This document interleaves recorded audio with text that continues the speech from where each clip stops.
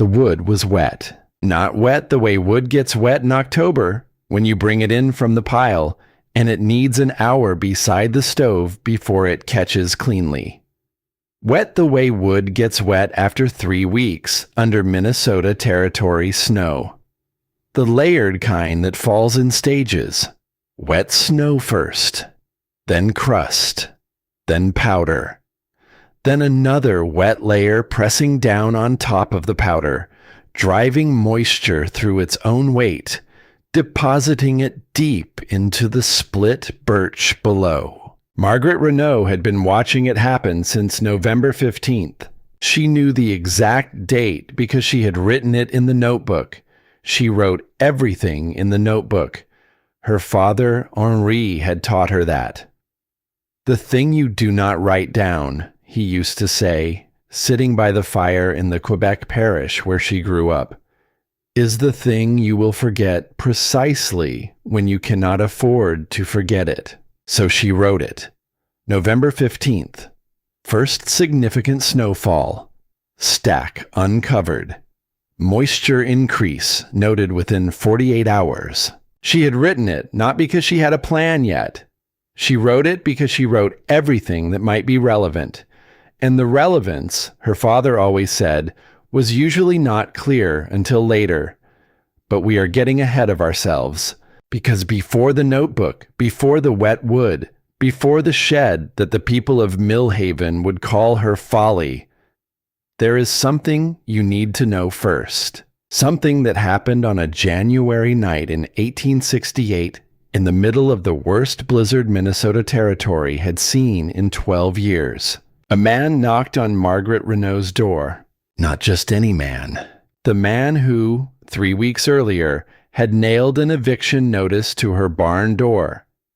The man who had told her, in the calm and certain voice of someone who has never been told no and does not expect to start, that a woman alone could not hold this land. The man whose family name was on half the property records in Millhaven County, and whose word at the county seat carried the weight of law. Harlan Voss stood on her porch in the dark, in the screaming cold, in a coat that had once been expensive and was now torn at the shoulder and caked with ice. His wife stood behind him, his 2 sons pressed against her sides, their faces the color of candle wax. The eviction notice was still nailed to the barn door behind them. The ink hadn't even faded. Margaret looked at him through the frost-clouded window for a long moment. Then she opened the door. She didn't say, "I told you so." She didn't say anything at all. She simply stepped aside and let them in, and went back to the stove. Now, you might be wondering how a woman who had every reason in the world to leave that door closed found it in herself to open it. That is the story we are here to tell. But there is something else, something that made that night even more complicated than it already was. The notebook she had found buried beneath the floorboards of her barn that December, the one with the cracked leather cover and the careful, faded handwriting, had not been written by a stranger. It had been written by the woman Harlan Voss's father had destroyed. And the last page contained a secret that Harlan Voss had spent 8 years trying to bury. We will come back to that notebook. But first, let us go back to the beginning, to November of 1867, to the snow and the wood and the woman who wrote everything down.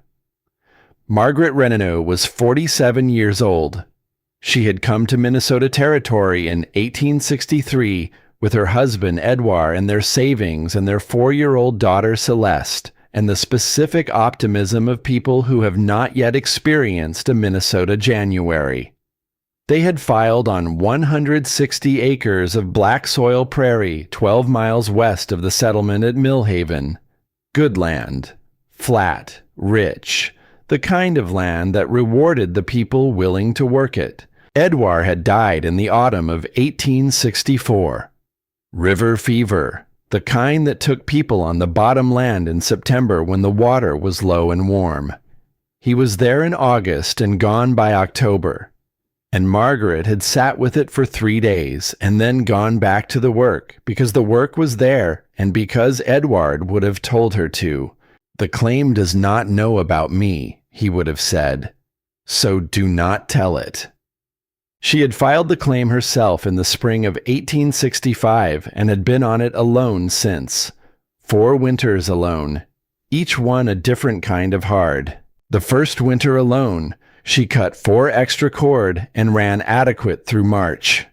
The second, she refined the stove management and the insulation, and was warm in a way the first winter had not prepared her for. The specific 60-degree warmth of a system working correctly.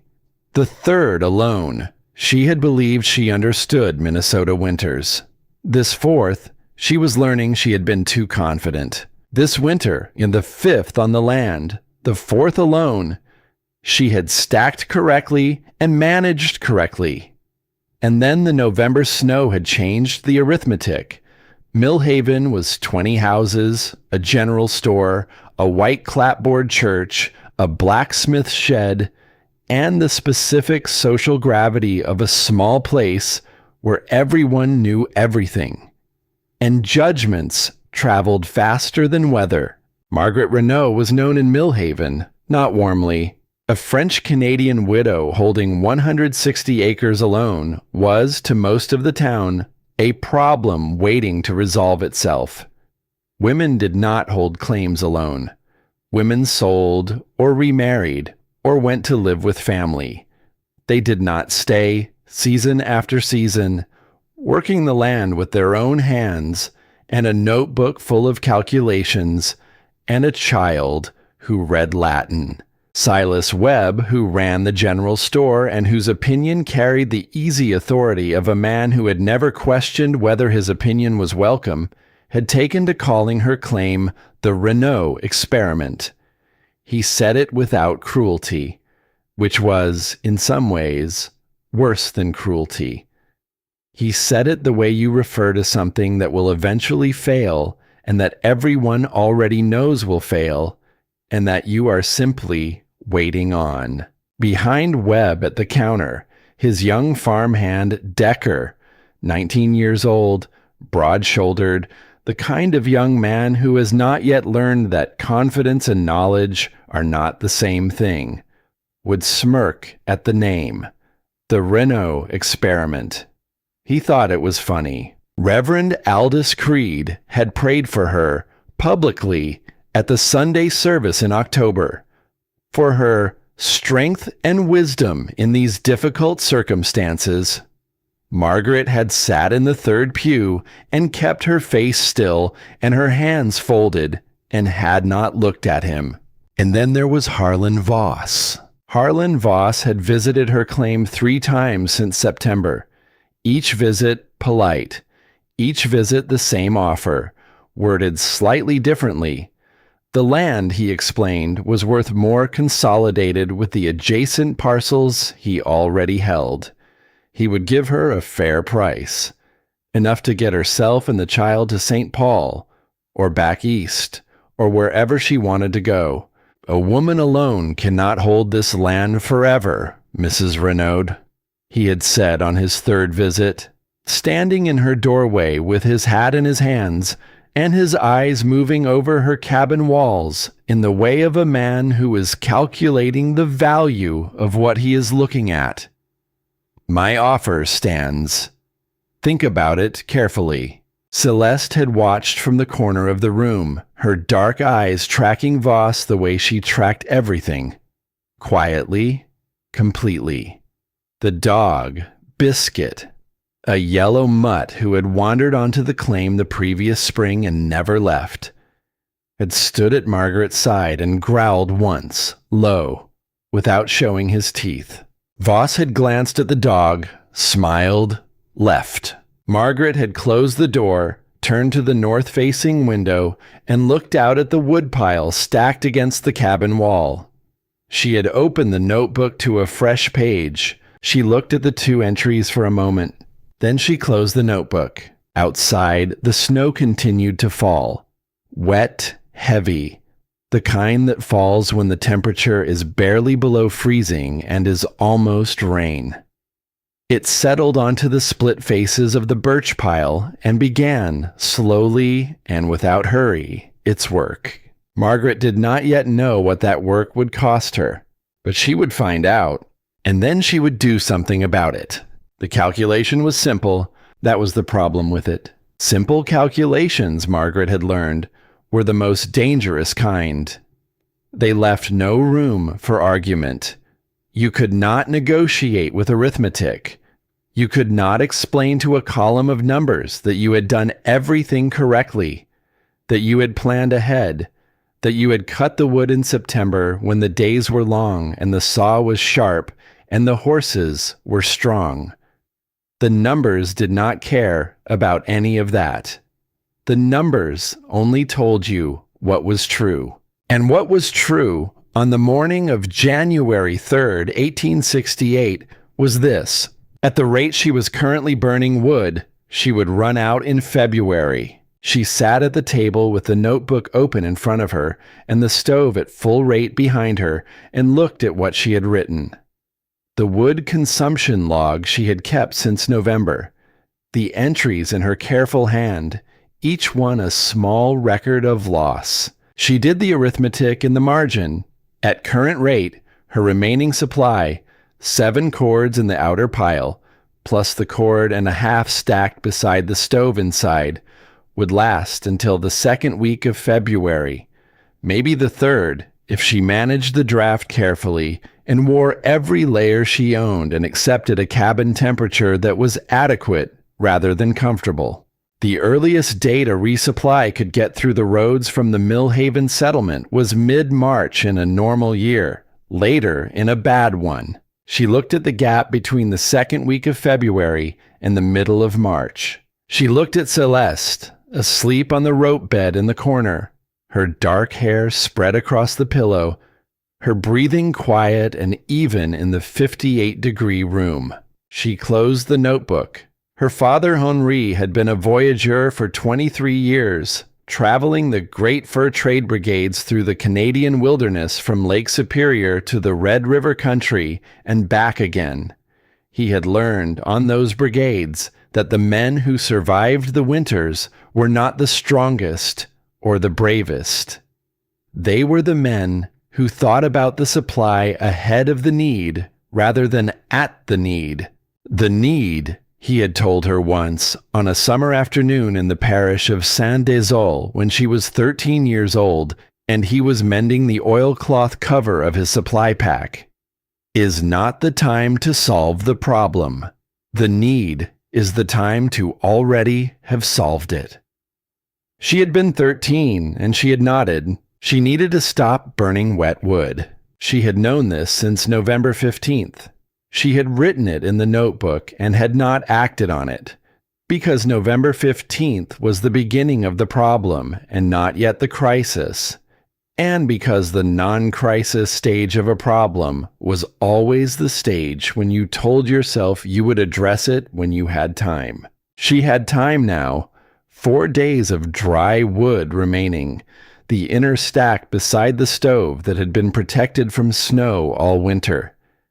After that, she would be burning from the outer pile, the wet pile. She thought about her father's cache stories, the Assiniboine hunter who kept his winter meat in a stone-lined pit with a flat rock cover that drained water away from the meat, the Norwegian factor who built his flour cache on a raised platform 6 inches off the ground to keep it above the condensation zone, the woman at the Pembina settlement who had built a second outer wall around her root cellar, the dead air between the 2 walls, keeping the interior above freezing when everything around it froze solid.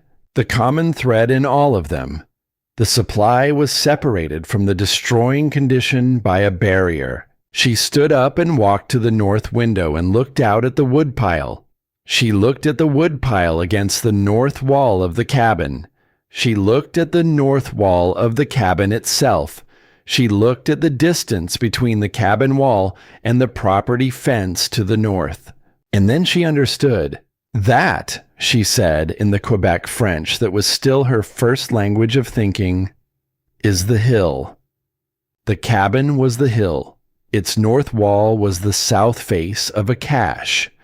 If she built 3 walls around the existing woodpile, east wall, west wall, north wall, with the south side open to the cabin itself, she would have a 4-sided enclosure where the cabin's own stove heat bled through the logs and warmed the interior, and the 3 new walls broke the wind that was driving moisture deep into the wood grain. She was still at the table making calculations when Celeste woke up. The girl emerged from the blanket slowly, the way she always did, blinking and quiet, taking in the room before she spoke.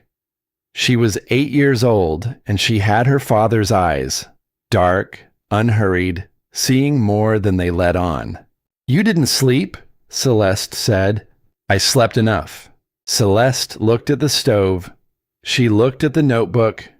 She had learned, by the age of 6, to read the notebook the way other children read weather, as a sign of what was coming.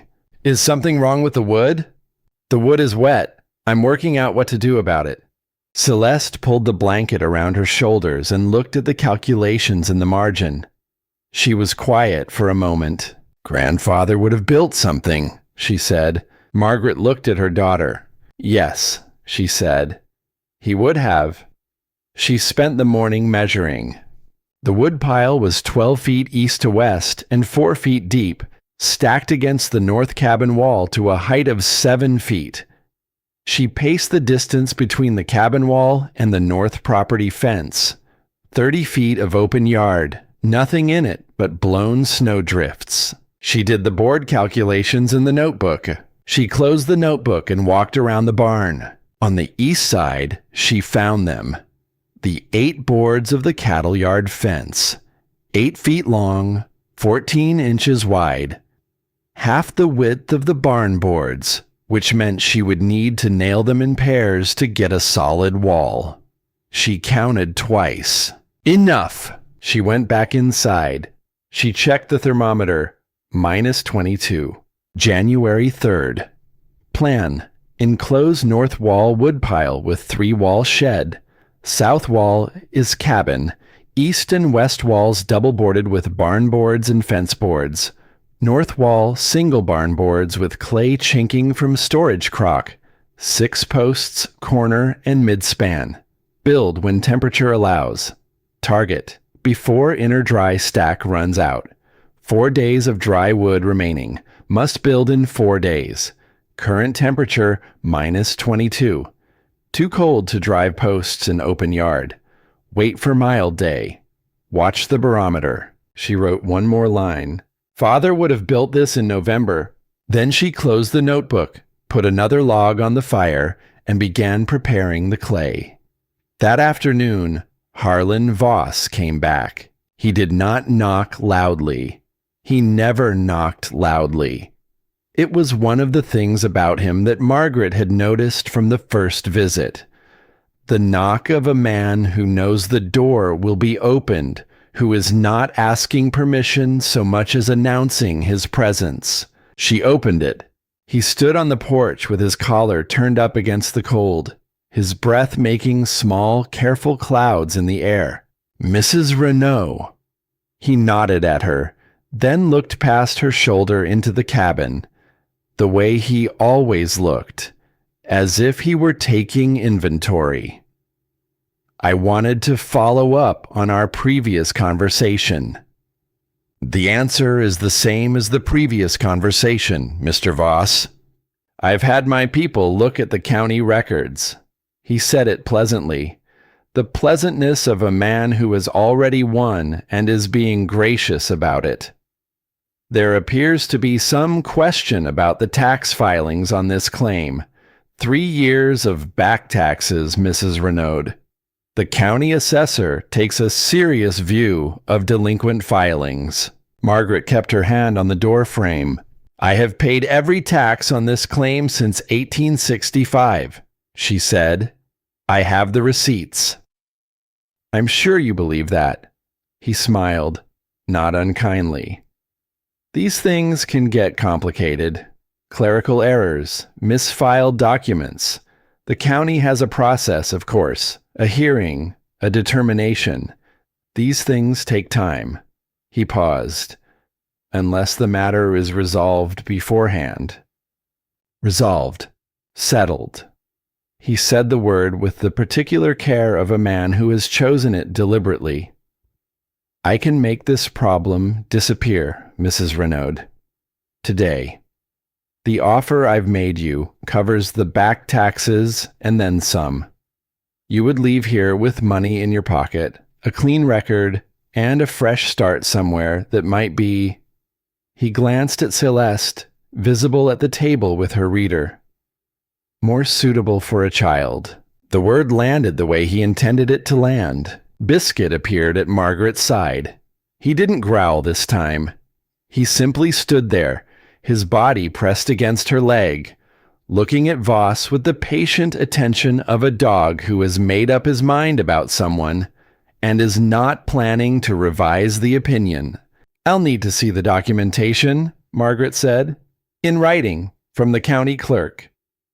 Of course. Voss reached into his coat and produced a folded paper. He held it out, and she took it, and he tipped his hat and left. She closed the door. She read the paper at the table while Celeste watched her without speaking. The numbers were wrong.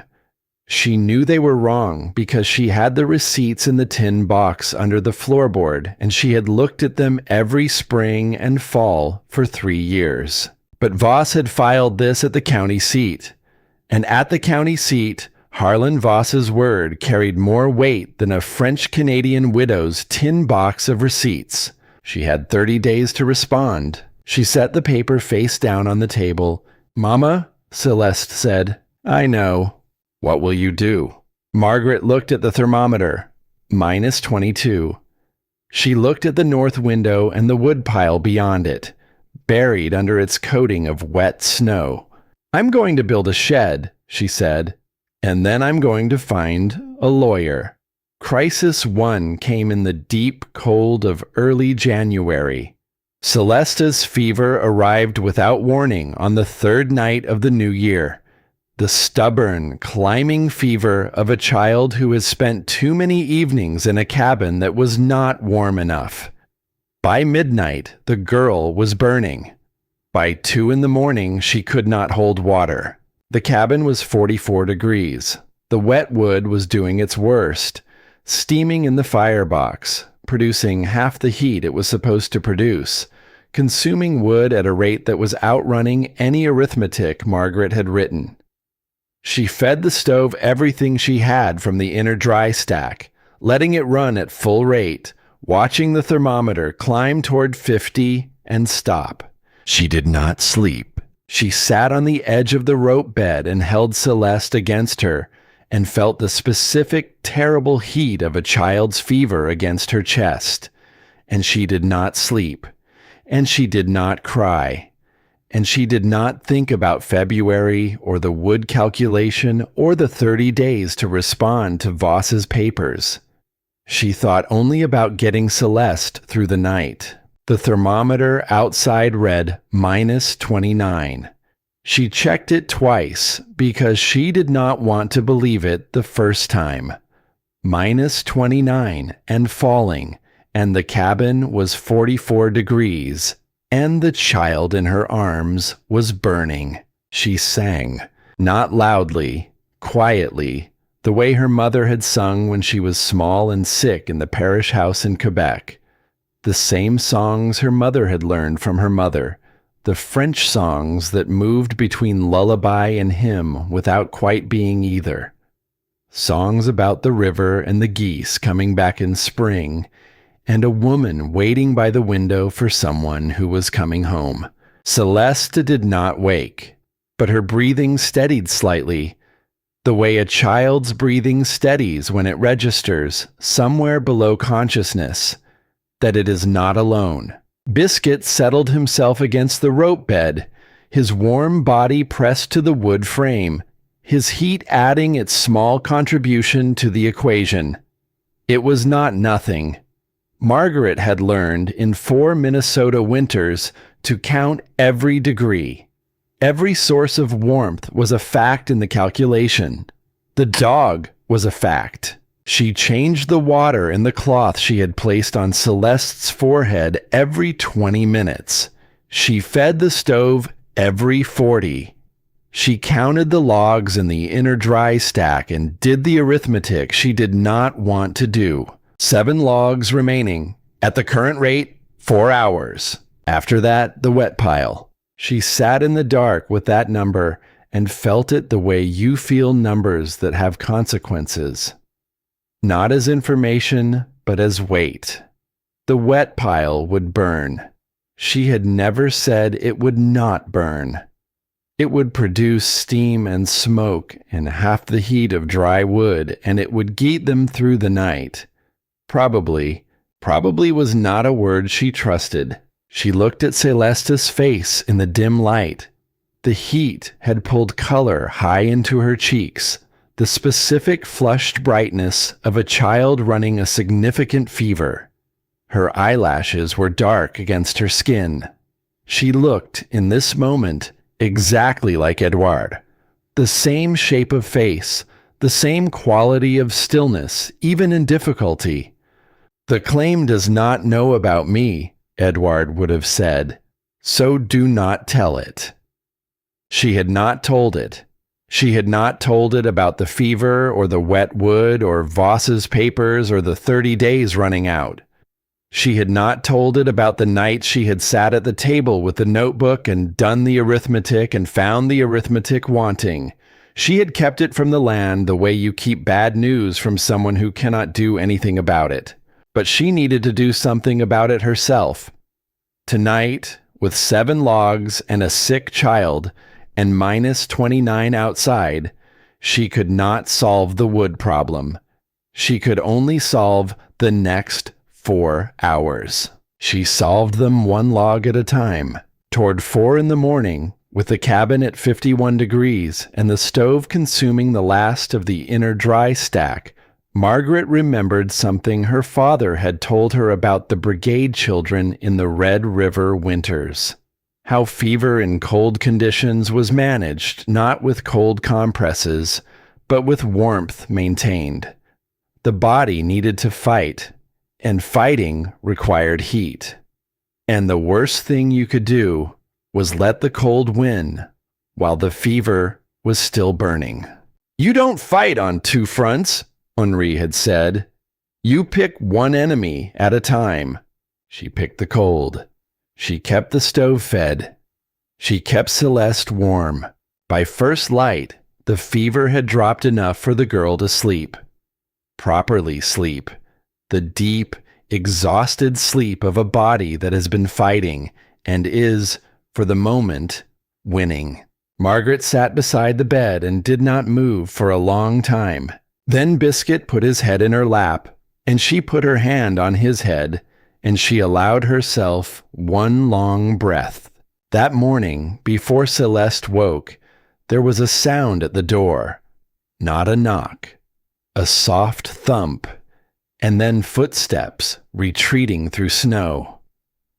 Margaret opened the door. On the step was a cloth bag, flour, salt pork, a small jar of preserved apples. No note. She recognized the bag. She had seen it before, at the edge of the yard in November when she was splitting wood. Nora Halstead, who lived at the edge of Millhaven, who had survived the blizzard of 1856, who watched things without being asked and helped without being thanked.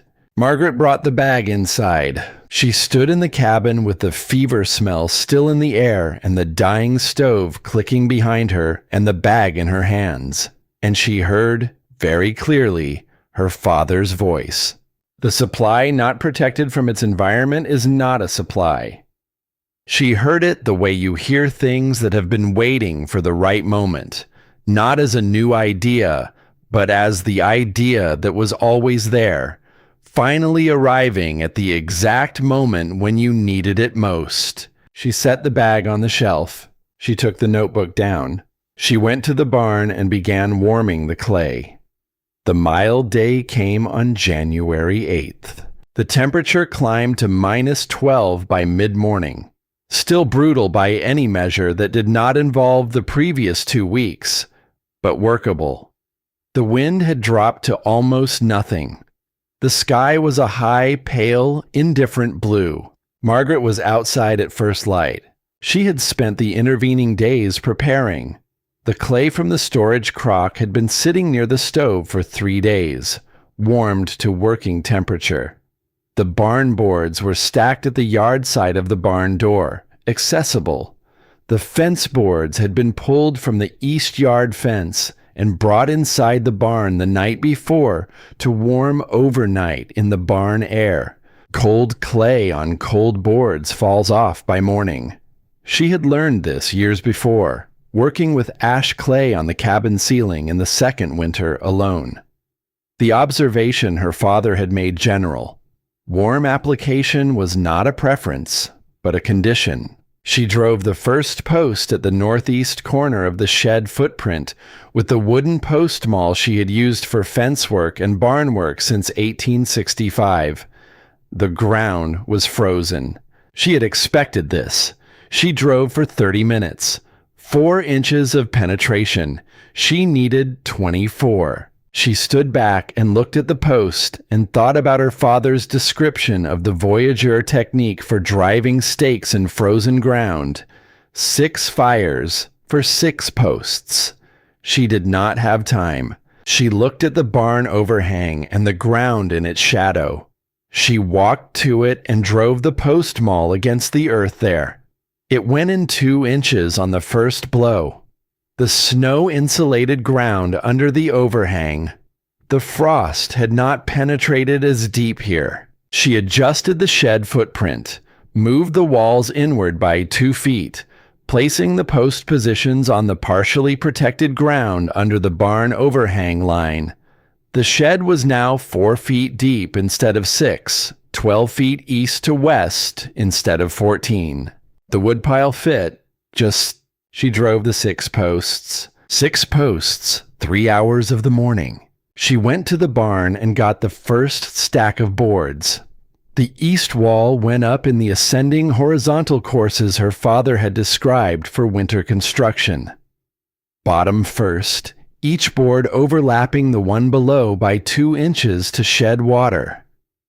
Single-layer barn boards for the bottom course, doubled with fence boards at mid-wall and upper courses where the wind would press hardest. She filled the gaps with clay as she went. This was the critical part. Her father had told her about a Norwegian factor who had built a perfect-looking cache that failed because the gaps between the boards had been left open to the wind. A wall with gaps is not a wall, her father had said.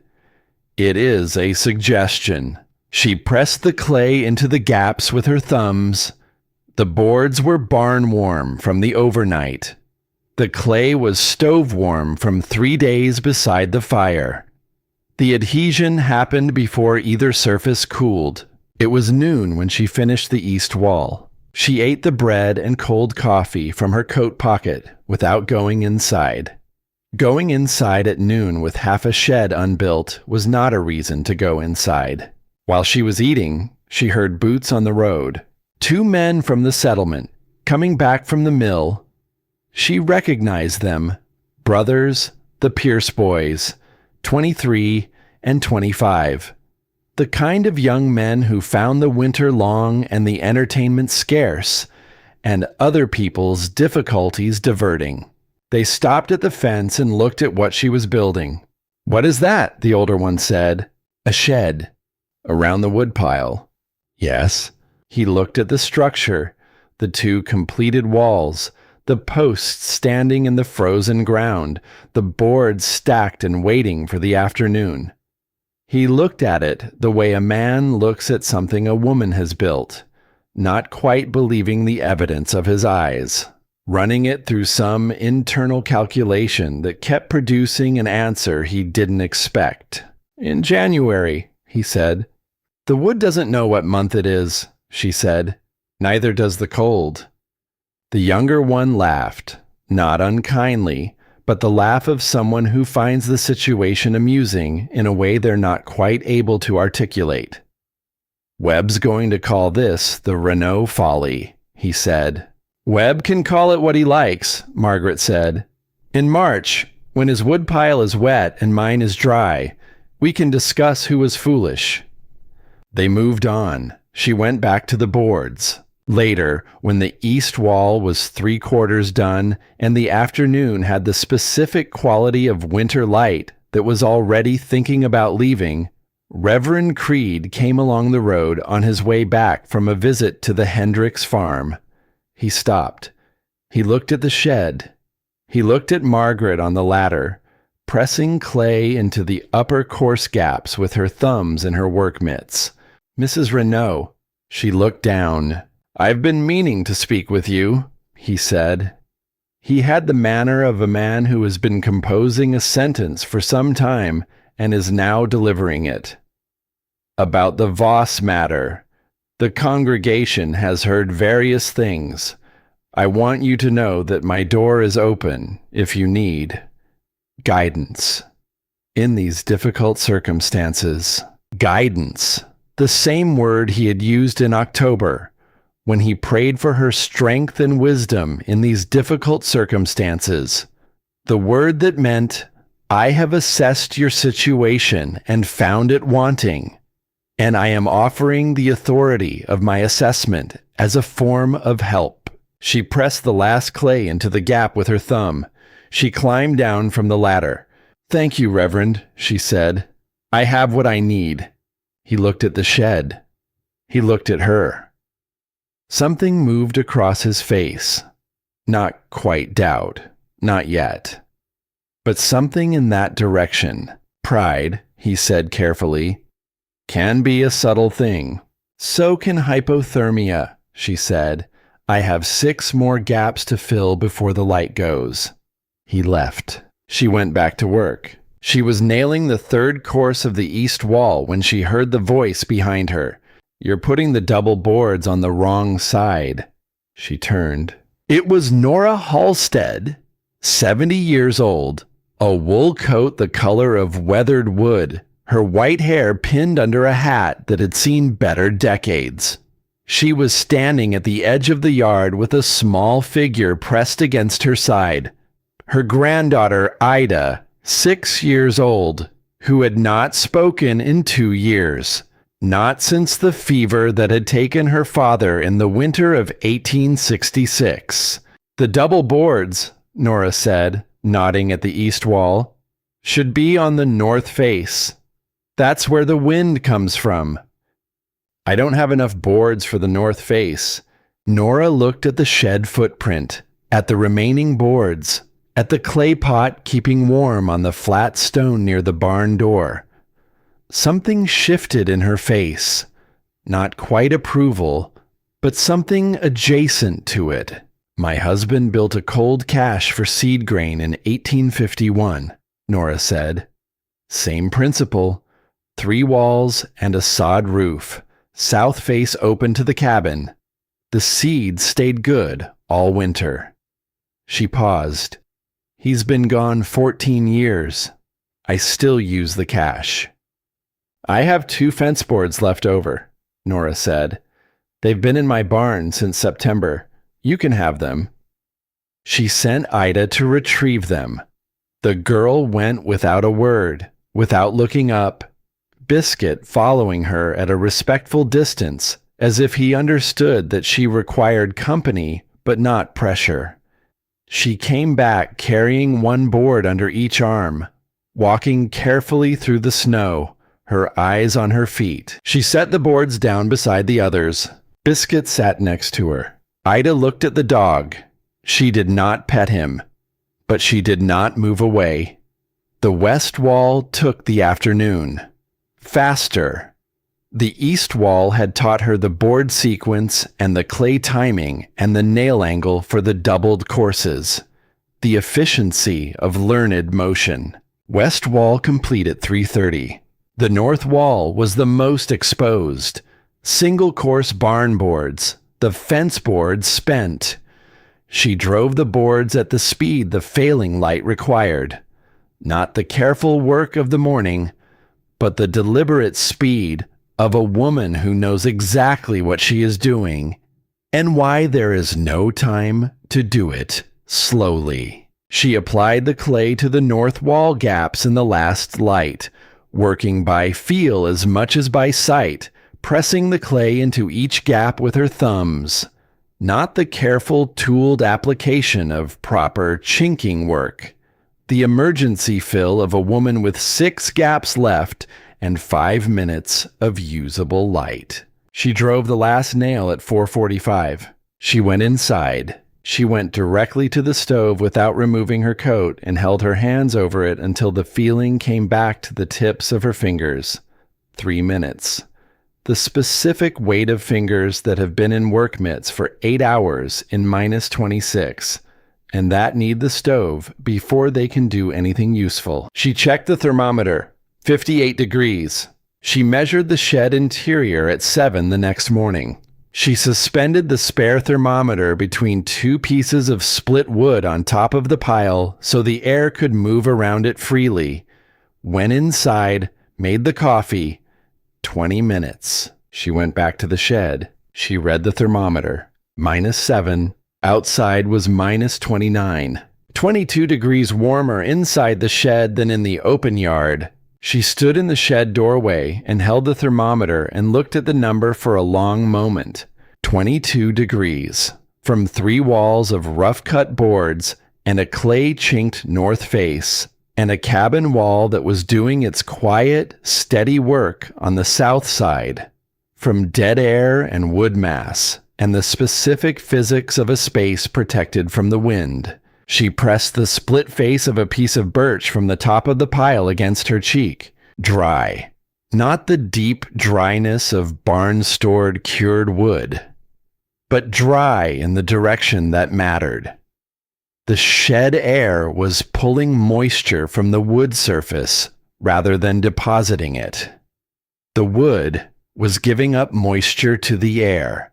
The cheek, her father had told her when she was 14, watching him test pemmican at the Red River Cache, is for reading. The hands are for working. Learn the difference. She had been 14, and she had learned it. She went inside and made the full calculation. Inner dry stack, 3 days remaining, possibly 4. Shed surface layer, dry enough for use in approximately 14 days.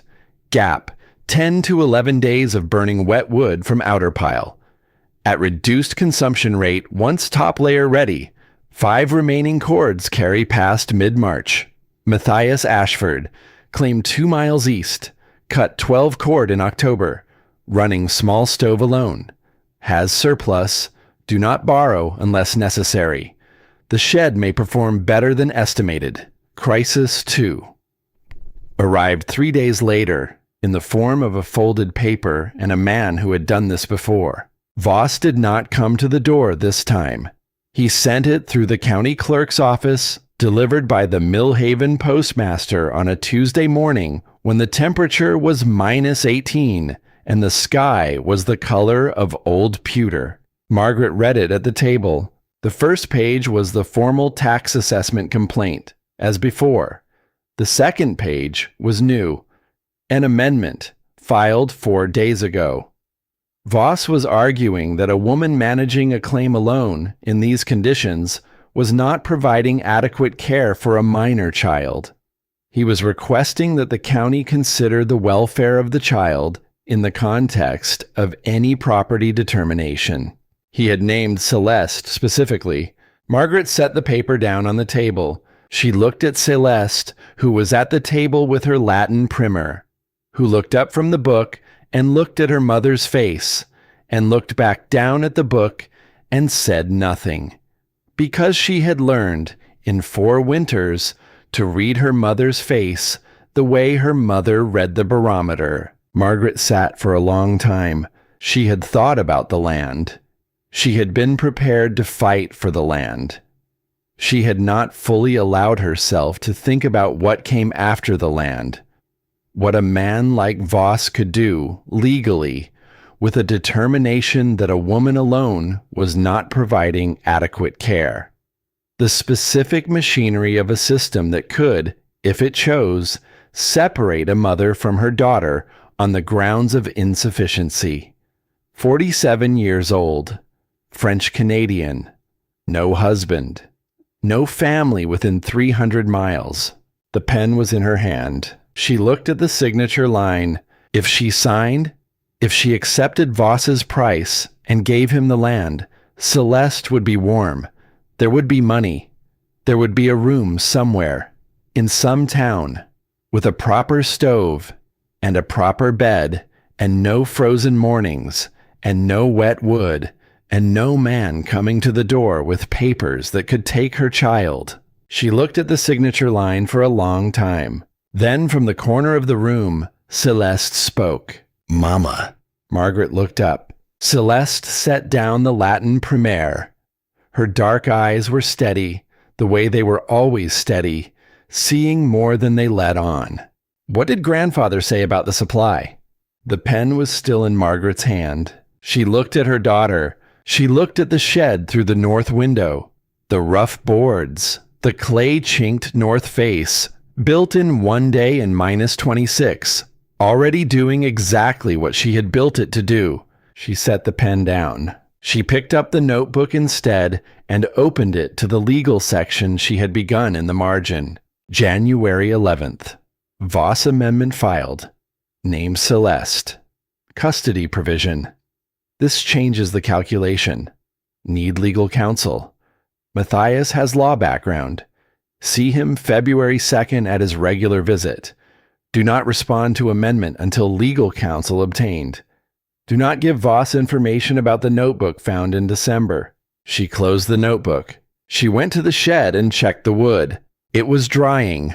The shed was performing better than estimated on the morning of February 2nd when Matthias Ashford rode in on his roan mare and tied up at the gate and stood looking at the north side of the cabin for a long time before he knocked. She had known Matthias since they had both arrived in the territory in 1863. He was 41, a widower, French-Canadian, with 2 grown sons who had gone south to St. Paul 3 years ago, and who wrote twice a year. He came past her claim on the 2nd of every month. The specific mutual checking of 2 settlers who understood that the Minnesota winter was a condition you monitored rather than assumed was fine. He came inside and sat down and said, "What is that?" "A shed around the woodpile." "I can see it's a shed around the woodpile." He looked at her. "Why?" She showed him the notebook, the November 15th entry, the consumption log, the calculation. The shed temperature measurement from January 9th. 22 degrees warmer inside, he said, when outside was -29. He looked at the thermometer on the wall. 63 degrees. He looked at the stove. Banked low, moderate rate. Doing its work quietly. "My south pile," he said. "It's been under snow since November. I've been at full rate since December. I have maybe 6 weeks of wood remaining." She poured him coffee, set it in front of him. Then she walked him through the entire system, the post depths on partially protected ground, the double boarding on the east and west walls, the single course north face with clay in the gaps, the clay warming method. "How do you know when the wood is ready?" he asked. "Cheek test." She pressed the split face of a piece of shed-dried birch to her cheek. "Wet wood feels like a damp cloth. Dry wood feels like a room that's been closed for a week. The difference is immediate. My father taught me this on the Red River country. He said the hands are for working and the cheek is for reading." Matthias wrote it down in the small book he always carried. Before he left, she told him about the Voss papers. Not everything. Not the notebook she had found in December. not the hearthstone she had not yet excavated. Only the tax assessment and the custody amendment. Matthias read the amendment carefully. He was quiet for a long moment. He's not just trying to acquire the land, he said. He's trying to give himself an alternative route if the land claim fails. If the property case weakens, the custody angle gives him leverage. Can I stop it? With documentation, yes. A proper response to the county, with your tax receipts, your claim records, evidence of the child's welfare. He looked at the thermometer. 63 degrees. He looked at the shed through the window. This, he said, is evidence. A woman who built that in January in -26 is not a woman who is failing to provide adequate care for her child. At the door he paused and looked at the shed and then at her. Your father, he said. He would have approved of this. Margaret looked at the shed through the door frame. Rough boards, clay-chinked gaps, 6 posts in ground that had required a new plan before the first post was even driven. Not beautiful, not permanent. Built in one day in the coldest week of the year with whatever was at hand. He would have said I built it 3 weeks late, she said. Matthias laughed. A real laugh, the kind that arrived before a person could decide whether to let it. He would have been right, she said. After he left, she stood at the north window for a long time and watched the shed in the February light. Celeste came to stand beside her. The girl looked at the shed for a moment, then looked at her mother. He comes here more than he needs to, Mama, she said. Margaret kept her eyes on the shed. He has a wet woodpile, she said. He has had a wet woodpile since November, Celeste said. He's been here 4 times since November. She paused. That is more visits than the woodpile requires. Margaret did not say anything. I don't object, Celeste said, with the specific composure of an 8-year-old who has decided to be generous. He is careful with tools, and he doesn't waste wood. She went back to her Latin primer. Margaret looked at the shed a moment longer, the clay chinking intact, the boards holding their shape against the February wind, the specific, unremarkable solidity of a thing built correctly. She thought about Eleanor Marsh, who had built this cabin in 1855 and had not been able to keep it, who had been careful and prepared and alone, and had run out of wood in February and had signed. She thought about the difference between Eleanor's February and hers. The difference was the shed that was not beautiful, not permanent, not the thing she had originally planned to build. The shed that was exactly what the situation required, built from what was available in the time that remained. The need is not the time to solve the problem.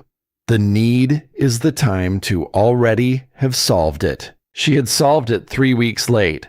She would not be late again. She went back to the stove, made the coffee, and wrote the afternoon temperature in the notebook. She went to find him on February 5th. She did not tell him everything. She told him she had documentation relating to the claim's original filing that she believed would be relevant to the hearing. She told him she needed someone with knowledge of county land law to look at it. By then, she had opened the hearthstone. 3 days after Matthias's February 2nd visit, she had moved the stove's warming stone aside, pulled back the loose floor planks, taken the small iron bar she used for prying frozen gate hinges, and worked it into the edge of the hearthstone. It took 4 minutes. The stone came up on the 5th attempt, releasing a smell of cold and age and old ink kept in darkness. Beneath the stone was a shallow recess. In the recess was a tin box, sealed with a strip of oilcloth wound tight and tied with a piece of rawhide cord. She sat back on her heels and looked at it. Biscuit appeared at her elbow. He sniffed the box, then looked at her. She picked it up. The deed was folded into quarters, the paper heavy and official, the kind of document printed by county land offices in the 1850s. Filed October 14th, 1858. 160 acres. Section 12. Township 114. Range 23. Granted to Eleanor Marsh, widow, in accordance with the provisions of the Preemption Act. The same section, the same township, the same range. Margaret's land. She read Eleanor's notebook and the deed together. Eleanor had come to Minnesota Territory in 1855, a widow from Ohio. She had filed the claim herself, built the original cabin, this cabin, these walls, and had been on it alone for 3 years when the trouble started. The trouble had a name. Cornelius Voss, Harlan's father. Eleanor had written it plainly, in the direct hand of a woman who had decided that if she could not stop what was happening, she could at least set down a record of it. The false tax assessments, the pressure to sell. The county clerk who explained there appeared to be discrepancies, the discrepancies that multiplied whenever she declined. She had held out for 8 months. In the end, it was not the pressure that broke her. It was the winter. A harder winter than the one before. The wood supply short. The roads closed for 6 weeks. Cornelius Voss had appeared in February with papers and a price. And Eleanor, 43 years old, alone and cold, and out of wood, had signed. She had signed, but she had not surrendered the original deed. He thinks he has everything, Eleanor had written on the last page. He does not have this. If anyone finds this, look under the hearthstone. The truth is there. Someone should know that this land was taken, and that the woman who held it did not give it willingly, and that the name of the man who took it was Voss. Margaret read that last paragraph 4 times.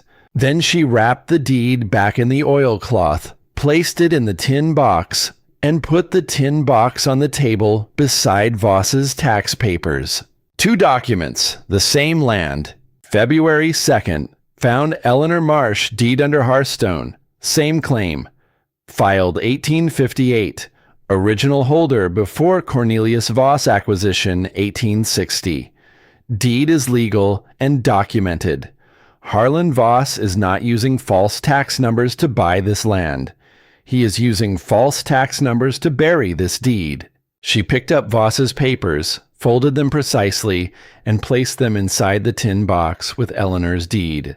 2 documents, the same land, the same story. She would not let it end the same way. When Matthias spread both documents on his kitchen table and read them without speaking, he was quiet for a long moment when he finished. He knew about this deed, Matthias said. It was not a question. I believe so. He's been trying to acquire this claim specifically because it's the only outstanding evidence of his father's original acquisition method. If this deed stands, the 1860 transfer was irregular at minimum, potentially invalid. Can I bring it to the county hearing? You can, but the county hearing is not the right venue. Judge Alderman is on the county land board, and Voss has relationships there. This needs to go to the district level. St. Paul. I'll write to my contact at the district land office today. I cannot promise anything, Margaret, but this document changes the picture considerably. She put the deed back in the tin box and closed the lid. One more thing, Matthias said. Be careful who you tell about this. If Voss finds out you have it before the hearing, he will find another way to complicate things. He has been doing this for a long time. He is good at it. Margaret picked up the tin box. So was his father, she said, and Eleanor Marsh still wrote it all down. She stood at the north window when she got home and watched the shed in the February light. She was not thinking about the hearing. She was thinking about Eleanor Marsh, 43 years old, alone and out of wood, the cold winning. Eleanor had signed. Margaret had built the shed. The hearing was in 8 days. Matthias had been to St. Paul. He had written his letter. He had received in return a response from the district land office that said, in the careful language of official correspondence, that the matter had been received and was under review and that no further action would be taken at the county level until the district review was complete. It was not a victory. It was a delay. But a delay was enough to get past the county hearing date, enough to put the deed in front of someone who was not on Harlan Voss's county land board. Margaret should have felt relief. Instead, she felt the specific unease of a situation that has been postponed rather than resolved. She was splitting wood behind the shed on the morning of February 14th when Biscuit stopped moving. Not the gradual settling of a dog losing interest in something.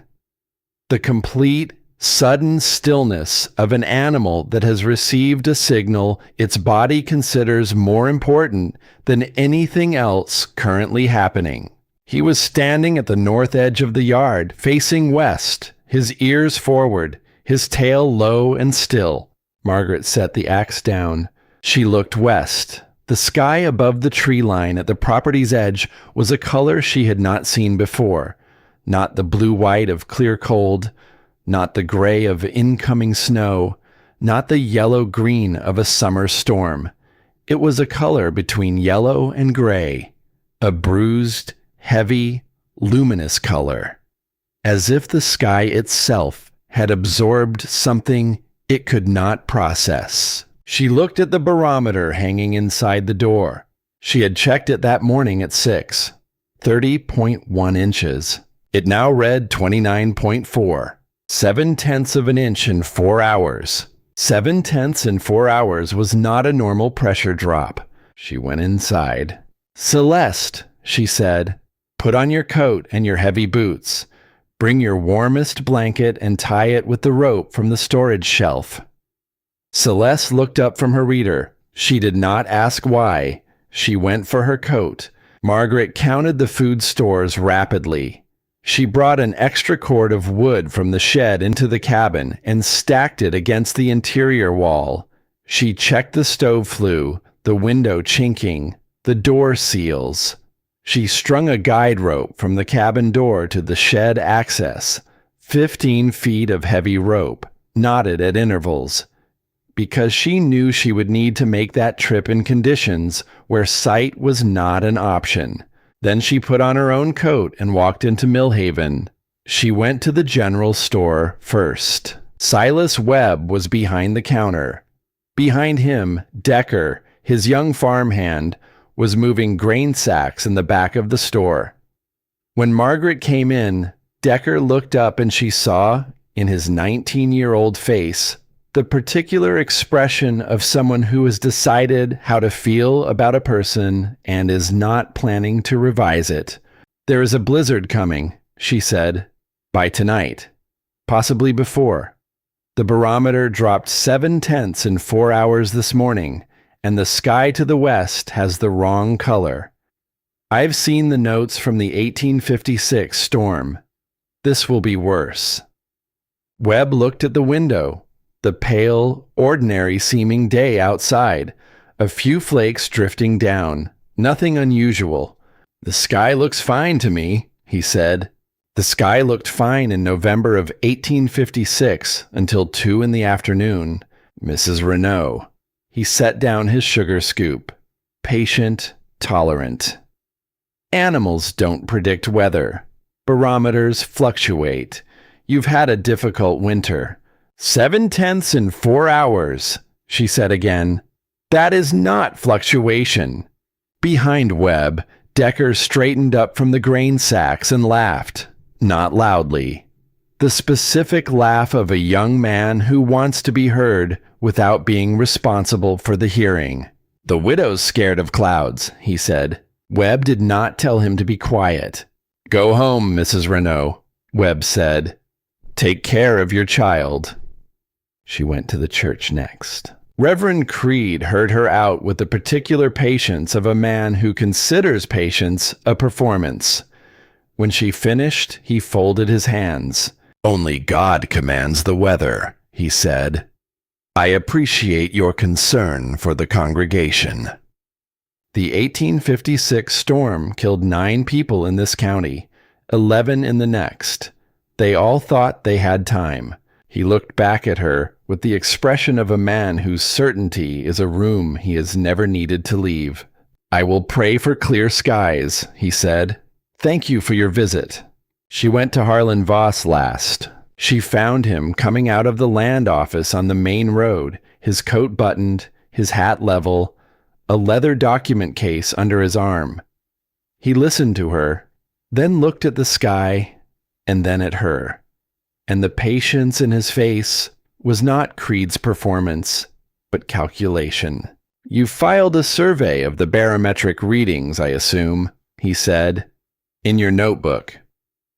Yes, then you'll have documentation when you're wrong. A slight pause. Go home, Mrs. Renaud. Take care of your child, while you still can. He walked past her. She stood in the road and watched him go. Nora Halstead met her at the edge of the settlement road. The old woman had been watching from her window. I saw your face when you came out of Voss's office, Nora said. I remember 1856. I know you do. I remember what the sky looked like at 8 in the morning. I remember that my husband said it was nothing, and by noon we couldn't see the barn from the house. Nora's voice was steady, the steady of someone reporting a fact. 9 people died in this county. How long do we have? Margaret looked west at the sky, which was now perceptibly darker at the tree line than it had been an hour ago, the color deepening from the bruised yellow-gray to something closer to the color of an old wound. Tonight, she said, maybe sooner. Nora turned to look at her house at the end of the side road. Then she turned back. I'll get Ida, she said. Give me 20 minutes. She was back in 15, Ida beside her carrying a cloth bag nearly as large as she was, Biscuit, who had followed Margaret into town without her noticing. Walking at Ida's side with the practiced ease of a dog who has decided someone requires an escort. They walked back to the claim together, Nora and Ida and Margaret and the dog, through the settlement that was going about its ordinary afternoon business. The sky above it gathering itself in silence into something that none of them, except the old woman and the widow and the dog, had yet thought to notice. The hours between arriving home and the storm's first sound were the specific hours of a person who has done everything possible and must now wait for the outcome. Margaret had been in that particular waiting before. Not often. 4 times in 4 Minnesota winters, she had reached the point where the preparation was complete, and the situation was out of her hands, and all that remained was to be present for whatever came next. The waiting had a quality she had never found words for in English. Her father had called it the voyageur's vigil. The hours before the portage when the canoe was loaded and the men sat and ate and did not speak much, because speaking used energy that the morning would require. She fed the stove to the right temperature and left it there. She checked the guide rope attachment at the cabin door, knotted twice, iron ring driven into the door frame with 3 nails, tested with her full weight. She moved the spare thermometer to the south window shelf where she could read it without opening a door. She counted the food stores one more time, not because she did not know the number, but because counting was a form of control when other forms were unavailable. Nora sat at the table with her hands folded and did not offer to help and did not need to be told anything. She was the only person in Millhaven who had seen a February blizzard arrive from the same sky Margaret had described, and she sat with the specific stillness of someone who has made peace with the fact that preparation is all you can do, and that preparation does not guarantee anything. Ida had fallen asleep against Nora's side an hour after they arrived. The child had the gift, common to very small people who have been through difficult things, of sleeping completely when sleep was available. Not the half sleep of anxiety, but the full sleep of a body conserving itself against unknown future demands. She slept the way Biscuit slept, which was with one ear still listening. Celeste did not sleep. She sat at the table with her Latin primer open and did not read it. She was watching her mother work, the way she always watched, quietly, completely, filing everything away. At some point, she closed the Latin primer and opened the notebook instead and looked at the consumption log and the temperature records and the shed measurements, reading them the way her mother had taught her to read anything that mattered. For what the numbers told you, rather than what you wanted them to say. She looked up once and said, "The shed temperature has been holding at -7 to -9 all week." "Yes," Margaret said. "Even on the high wind days. The north wall lost some chinking on January 24th. I replaced it the next morning. It's been sealed since." Celeste looked back at the notebook. She ran her finger down the temperature column the way her father used to run his finger down a column of accounts. "We have enough wood," she said. It was not a question. "If the shed holds, yes. Enough for a week at current burn rate or 4 days at full rate." "The shed will hold," Celeste said. She closed the notebook with the specific decisiveness of someone who has reviewed the evidence and reached a conclusion they are prepared to stand behind. She opened the Latin primer again. Margaret looked at her daughter for a moment. 8 years old. The same quality of stillness and difficulty that Edouard had had. The same refusal to treat uncertainty as catastrophe. The barometer at 6 o'clock read 28.9. It had dropped 0.2 in 3 hours.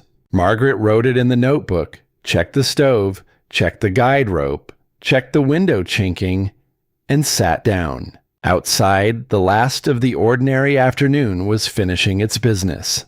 Somewhere in Millhaven, Silas Webb was closing up the general store and banking his stove and not thinking about barometers. Reverend Creed was writing his Sunday sermon by lamplight in the study off the nave, his pen moving steadily, his certainty intact. Harlan Voss was somewhere on the road between the county seat and home, his leather document case under his arm, his good coat buttoned, his good gloves, she would find out later. Left in the office, he had been visiting. She thought about Eleanor Marsh, who had been in this cabin on a February night in 1860, out of wood, no shed, no guide rope, no barometer reading. Eleanor, who had written everything down because writing was the only power she had left. Margaret looked at the notebook on the table. At the shed through the north window, its boards holding their shape in the darkening sky, the clay-chinked north face, invisible but present, doing its work. The barometer at 7 o'clock read 28.6. She wrote it down. She checked the stove. 59 degrees, right where she wanted it. She was ready. The first sound came at 9:47 in the evening. Not wind, not at first. It was pressure. A change in the air inside the cabin that Margaret felt in her ears before she heard anything through them. A subtle, physical sensation of the outside bearing down, as if the atmosphere itself were leaning against the walls. Then the sound came. Not howling. People described blizzards as howling, but this was not that. This was something past howling. This was the sound of a living thing, massive and indifferent, encountering the small resistances that human beings had constructed against it and finding them insufficient. The trees at the property edge screamed. The barn boards rattled in their joints. The chimney emitted a sound that was not the usual draft sound, but something lower and more sustained. A frequency Margaret felt in her sternum. Biscuit pressed against the wall beneath the table and did not move. Ida had fallen asleep against Nora's side an hour before the storm hit, and she slept through the first impact, not because she was unafraid, but because her body had the specific exhaustion of a child who has been carrying fear for 2 years, and was, in this moment, temporarily released from it by the warmth of the cabin and the weight of an old woman's arm. The temperature inside held 9:47 p.m. Storm began. Interior temperature 59 degrees Fahrenheit. Barometer reading 28.3 and still dropping. 10:30 p.m. Interior 58 degrees Fahrenheit. Stove at 3/4 rate. Shed holding. Midnight. Interior 57 degrees Fahrenheit. Outside thermometer -38 degrees Fahrenheit. Shed wire tone. Sealed and holding. Margaret knew the shed was holding because she had hung a length of wire from the shed's interior north wall to the cabin wall, threaded through a small drilled hole filled with clay on both sides, with a strip of thin tin attached inside the cabin. When she put her finger on the tin strip, she could feel the wire vibrating in the wind. When the vibration changed from the high hum of wind through gaps to the lower, steadier tone of a sealed structure under pressure, she knew the walls were holding their shape. The shed was holding. The wood inside was dry. The fire burned at the rate she had planned for, consuming the supply she had protected, producing the heat she had calculated. She went to the shed at 11. She went because the stove needed wood, and because she needed to know, not from the tin wire indicator, not from the thermometer, but from her own hands on the boards, that the shed was still there, that the thing she had built in one January day was equal to what the February night was asking of it. She went out the north door into the screaming dark, one hand on the guide rope, moving hand over hand. 15 feet. She could not see her own hand in front of her face. She could not see the shed. She found it the way you find things in total darkness. By knowing exactly where it was and moving toward where she knew it to be, her hand found the shed wall. She pressed her palm flat against the boards. The boards were cold. Of course they were cold. They were boards in a February blizzard, but they were there, solid. The clay between the courses had not given way. The corner post at the northeast had not shifted. She worked her way around the accessible faces of the shed in the dark, hand over hand along the boards, feeling for gaps, for separations, for the specific give of a joint that has begun to fail. Nothing. She opened the shed access and reached in and took a piece of birch from the top layer and pressed it against her cheek. Dry. She loaded her arms with wood and went back along the rope. Back inside, loading the stove, she felt something she did not have a precise word for. Not pride, not relief. Something simpler than either. The specific satisfaction of a system working correctly. The satisfaction of having built the right thing at the right time from the right materials. Her father had described it once, sitting in the yard in Quebec mending the oilcloth pack. The satisfaction of a cache that holds. You will know it, he had said, when you feel it. It is not loud.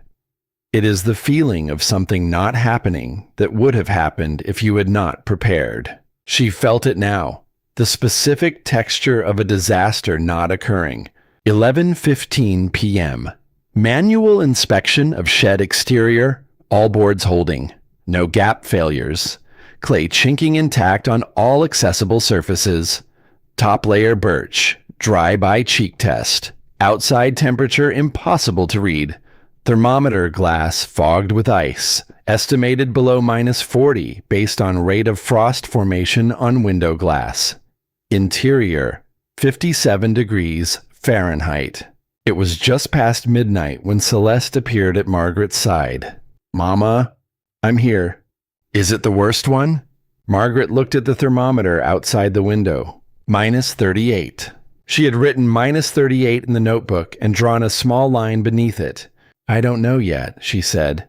Celeste crawled onto the bench beside her and pressed against her side, and Margaret put her arm around the girl and felt the specific weight of her.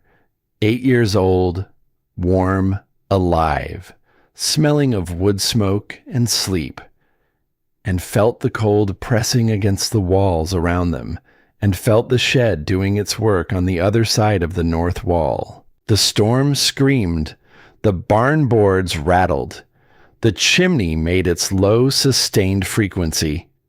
And inside the cabin, the thermometer held at 57 degrees, and the stove burned at the rate Margaret had set it, and the wood her father's principal had protected kept the fire fed, and 16 -40 degrees of Minnesota Territory blizzard pressed against 3 walls of rough-cut boards and clay chinking and could not get in. She thought about Eleanor Marsh in this same cabin in the winter of 1860, alone, out of wood, no shed, the cold winning. Eleanor had signed. Margaret had built the shed. The first knock came at 2:17 in the morning. She heard it between gusts, the specific sound of knuckles on wood, the deliberate, desperate rhythm of a human hand. She was at the door before she had consciously decided to move. Through the frost-rimed glass, she could see shapes, dark against the white chaos behind them, indistinct, hunched. She could not count them. She could not see their faces. She opened the door. The wind came in like a wall. Silas Webb stood on the porch. Behind him, his wife, gripping the porch rail with both hands. 2 children, the youngest perhaps 4 years old. Her lips the pale gray blue of someone who has been cold for too long. A teenage boy she recognized as Webb's oldest. And behind all of them, barely visible in the darkness, 2 more shapes stumbling toward the porch light. Webb looked at her. His face was a thing she had not expected to see on Silas Webb. Not cruelty, not calculation, not the tolerant patience of the sugar scoop. Just need. Simple and complete and stripped of everything else. "Mrs. Renaud." His voice came out broken. "The roof, the east section came down. We couldn't stay." Margaret stepped back from the door. "Come in," she said. "Get warm." She did not say anything else. The second knock came while she was helping Webb's youngest out of her outer coat. Reverend Aldous Creed. Alone. His hat gone. His coat open at the front, as if he had left in too much of a hurry to button it. His right hand, the one he had knocked with, pressed against his chest. The skin on his fingers had gone from pink to white to the waxy, glassy pale that Margaret recognized. She did not say, "I told you so." She did not say, "Only God commands the weather." She said, "Inside. Keep that hand close to your body, not near the stove. Don't rub it." He came in. The third knock came 12 minutes later. She opened the door, and through the screaming dark, she saw Harlan Voss. His wife Estelle stood beside him, her arms around their 2 sons, both boys 10 and 7, the younger one no longer crying, which was, in some ways, worse than crying. Voss himself stood slightly in front of them all. and on his face was an expression she had never seen there before. Not the patient calculation, not the tolerant management of people he considered lesser than himself. He could not look at her directly. His left hand, the hand he led with, was held at an angle she recognized. The fingers curved inward in the specific involuntary contraction of deep frostbite. He had not been wearing his good gloves. The county seat, she thought. He had been coming back from the county seat. She looked at him, at the hand, at his sons' faces pressed against Estelle's coat. "Come in," she said. "Get warm." He came in. She closed the door behind them. The cabin held 16 people now. The Webbs, Reverend Creed, the Voss family, Nora Halstead, little Ida, Celeste, and Margaret herself. The fire needed more wood. She went to the shed. She went out the north door into the screaming dark, one hand on the guide rope she had strung that afternoon, moving hand over hand, 15 feet, found the shed wall, found the access opening. Inside the shed, -9. Outside, colder than -38. The barometer had stopped being useful information sometime around midnight. She loaded her arms with dry birch from the top layer of the pile, the wood her father's principle had protected, the wood that was going to keep 16 people alive through the night. She went back along the rope. She came back inside. She loaded the stove. The temperature began to climb. The cabin was never meant to hold 16 people. Margaret knew this the way she knew the board dimensions of the shed and the frost depth of the open yard. Not as an opinion, but as a measurement. 420 square feet of interior space. One stove. 6 sleeping positions if you use the floor. Enough food for 2 people for 3 weeks, or 16 people for approximately 2.5 days. Adequate, barely. She divided the cabin into sections without announcing that she was doing it. The rope bed for the children. The floor along the south wall, closest to the stove, for the adults who were cold but functional. The bench nearest the stove for Reverend Creed and his hand. She did not assign Harlan Voss a position. He had taken one himself, the far northwest corner, away from the stove, sitting on the floor with his back against the log wall and his damaged hand resting on his knee. His wife Estelle sat beside him. Neither of them spoke.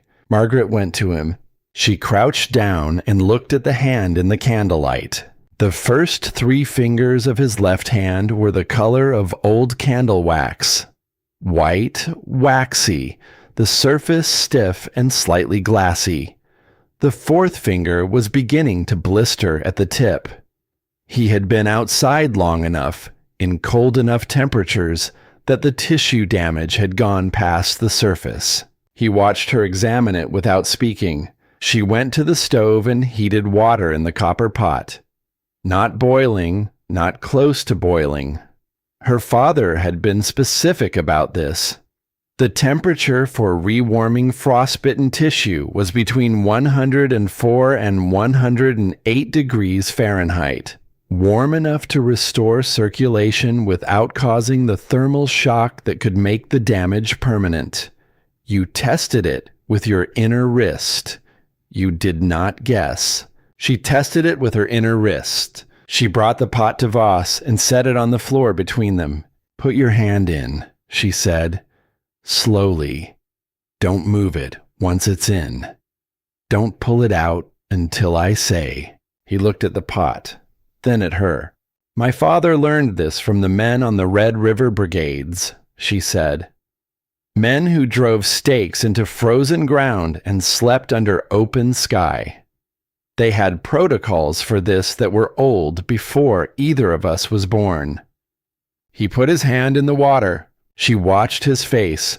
The rewarming of deep frostbite was significantly painful, as the circulation returned to damaged tissue and the nerves came back online with everything they had missed. Voss did not make a sound. His jaw tightened once, and then he controlled it. And after that, his face was still. She respected that in spite of herself. She did not say, "These are the hands that signed the papers." She said nothing at all. She simply watched the water and the clock and changed the water once at the 12-minute mark when the first pot had cooled below the required temperature. At 22 minutes, she told him to take his hand out. The color had returned. Not normal. Mottled pink and red. The skin tender, the blistered tip now fully raised and fluid-filled. But the waxy pallor was gone. The tissue was alive. She wrapped it loosely in a piece of clean flannel. "Keep it elevated," she said. "Don't let anyone near the stove on that side of your body tonight." He looked at the wrapped hand. "Why?" he said. Not a question exactly. Not an accusation. Something between them. A word that was asking several things at once. She stood up. "Because your boys are watching," she said. By 4 a.m, the cabin had reached its equilibrium. 58 degrees, the stove at 3/4 rate, burning the dry shed wood that Margaret went out to collect every 90 minutes along the guide rope, hand over hand through the howling dark, loading her arms and coming back in and feeding the fire that was feeding all of them. Each trip took 6 minutes. She knew because she counted.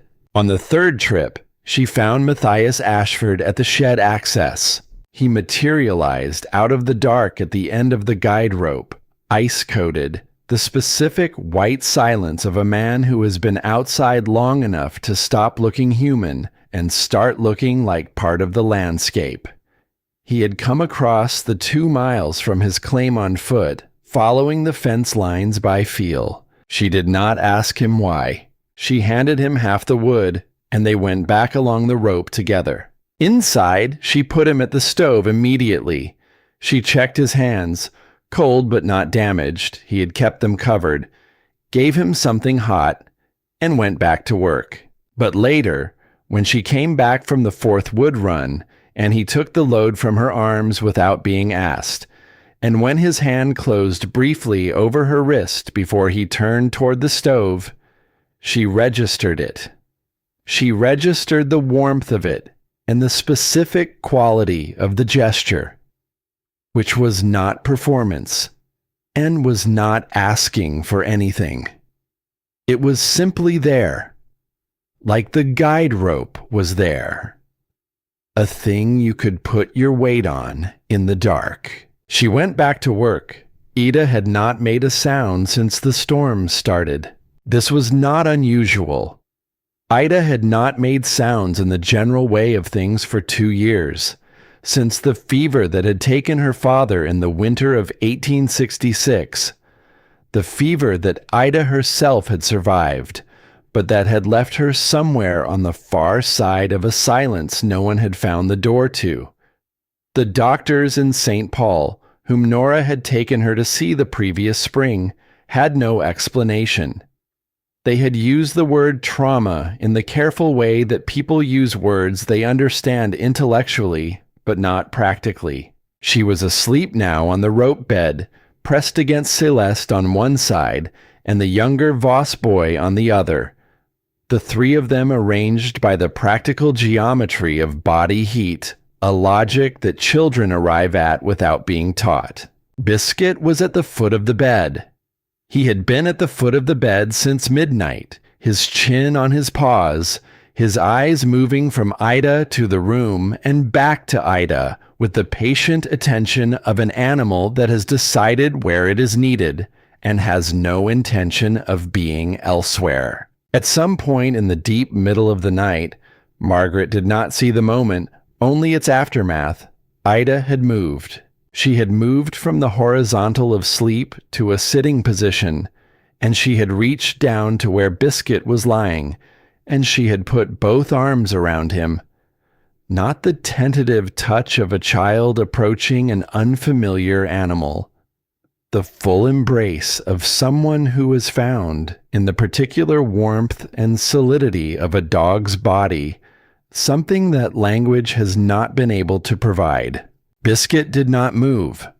He lowered his head slightly, adjusted his weight, and leaned back into her. The small, deliberate lean of an animal that understands what is being asked of it. Margaret noticed it at 3:40 when she came back from the second wood run. She stopped in the middle of the cabin. The room was dim, 2 candles burning, the stove throwing its low orange light across the floor. Most of the adults were in the specific suspended state between sleeping and waking that extreme exhaustion produces. Nora was watching from the bench. Their eyes met. Nora pressed her lips together. Her eyes were wet. She shook her head very slightly, the gesture of a woman who has no words and knows it and is not going to pretend otherwise. Then Ida made a sound. Not a cry, not language, just a sound. A small, soft exhalation of the kind that comes when something that has been held tightly is, for the first time in a long time, released. And then, very quietly, in the voice of a child who has not used it in 2 years and is testing whether it still works. "Good dog," Ida said. 2 words. The room heard them. Margaret did not move. No one moved. The Webbs, who had been half asleep against the south wall, were suddenly entirely awake. Estelle Voss looked up from her doze. Even Reverend Creed, who had been managing his wrapped hand with closed eyes, opened them. Everyone looked at the little girl in the rope bed with her arms around the yellow dog. Biscuit's tail moved, slow, deliberate, a full sweep. He turned his head and pressed his nose gently against Ida's hair. Nora Halstead put her face into her hands. She did not make a sound either. She simply sat on the bench with her hands over her face and her shoulders moving, the specific silent crying of a woman who has been carrying something for 2 years and has just, in this moment, been given permission to set it down. Margaret looked at Ida and the dog for a long moment. The fire burned. The shed held. The temperature read 58 degrees. 16 people, 1 dog. 1 shed built in a single January day. She went back to the stove. Celeste woke before dawn. She came to her mother's side with the quiet purposefulness she had always had.